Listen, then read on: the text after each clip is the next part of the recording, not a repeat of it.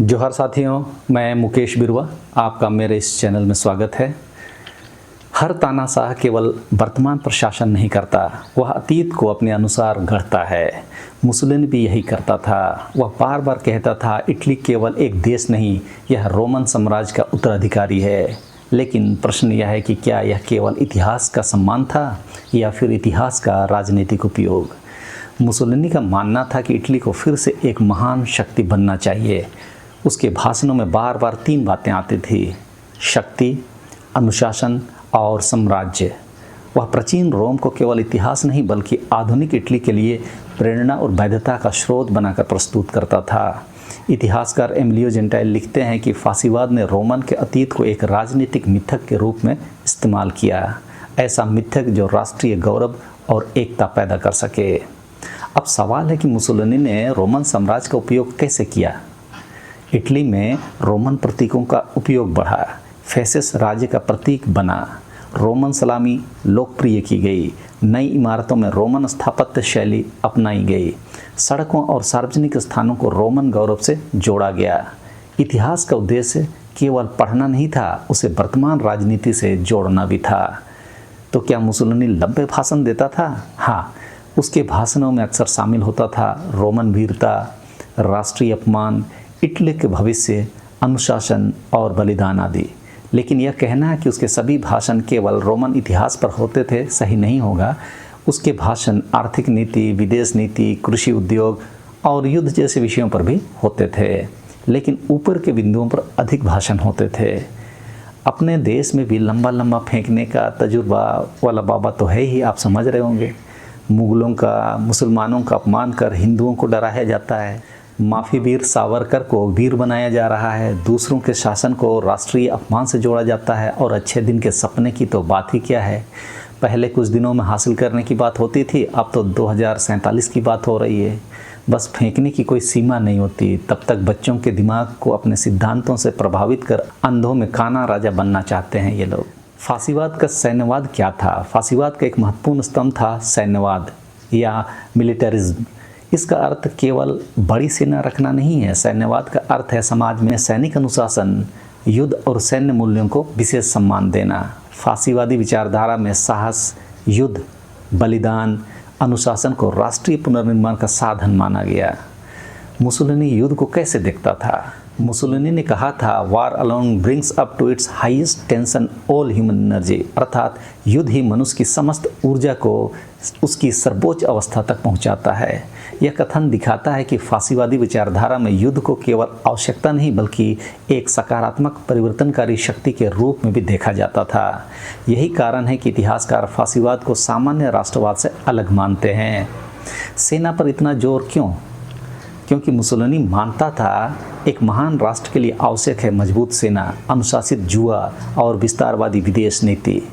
उसका लक्ष्य केवल देश की रक्षा नहीं था, वह इटली की अंतर्राष्ट्रीय प्रतिष्ठा और प्रभाव बढ़ाना चाहता था।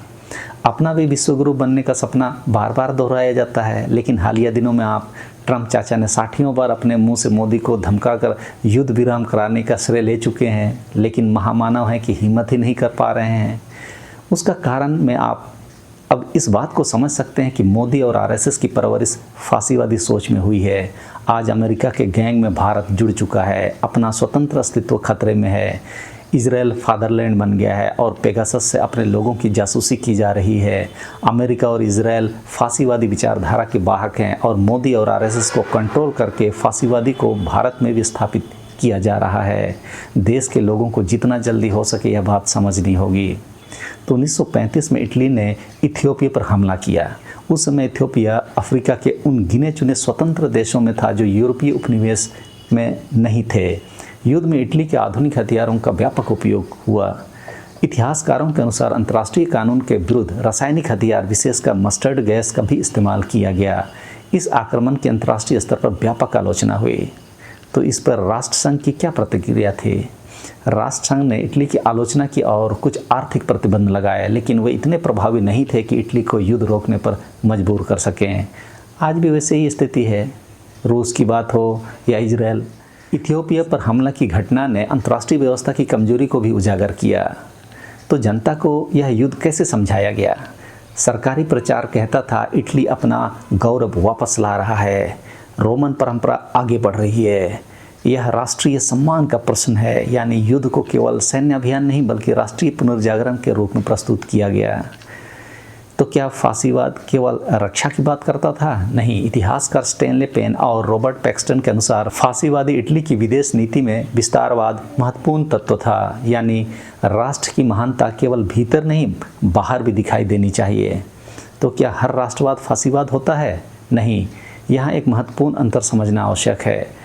राजनीतिक विज्ञान में राष्ट्रवाद, देशभक्ति, फांसीवाद तीनों अलग अवधारणाएं हैं। किसी देश का अपने इतिहास, संस्कृति या स्वतंत्रता पर गर्व करना अपने आप में फांसीवाद नहीं है। इतिहासकार फांसीवाद की पहचान केवल राष्ट्रवाद से नहीं करते, वे साथ में देखते हैं एक दलीय प्रभुत्व, व्यक्ति पूजा, विपक्ष का दमन, नागरिक स्वतंत्रताओं का क्षरण, राजनीतिक हिंसा और राज्य तथा समाज पर व्यापक वैचारिक नियंत्रण। तो क्या रोमन गौरव का मतलब आधुनिक राजनीति का कार्यक्रम हो गया था? मुसोलिनी के लिए रोमन साम्राज्य केवल इतिहास नहीं था, वह एक राजनीतिक प्रेरक कथा था। लेकिन यह ध्यान रखना भी जरूरी है कि प्राचीन रोम और मुसोलिनी का इटली एक जैसे नहीं थे। मुसोलिनी ने रोमन इतिहास के कुछ पहलुओं को चुनकर उन्हें आधुनिक राजनीतिक उद्देश्य के लिए इस्तेमाल किया।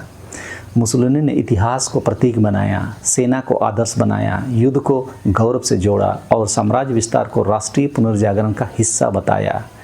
इतिहासकारों के अनुसार यही कारण है कि फांसीवादी इटली का राष्ट्रवाद केवल सांस्कृतिक गर्व तक सीमित नहीं रहा बल्कि विस्तारवादी और सैन्य महत्वाकांक्षाओं से जुड़ गया। अब सबसे महत्वपूर्ण प्रश्न, आखिर इतिहासकार फांसीवाद को पहचानते कैसे हैं? क्या कोई चेकलिस्ट है? क्या केवल एक नेता होना पर्याप्त है?